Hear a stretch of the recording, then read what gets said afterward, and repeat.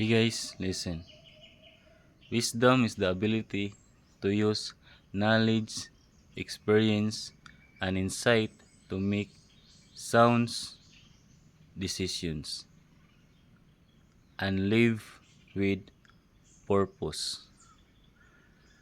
Kapag may pangarap ka sa buhay, taasan mo na kasi libre lang ang mangarap. Aim higher.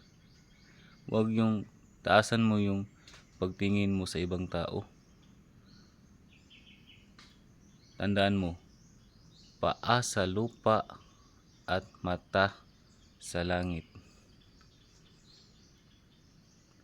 Let your success do the talking to you. And be humble lang. Be humble.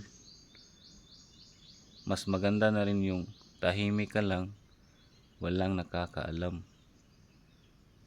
So yun lang guys. Have a nice day. Bye.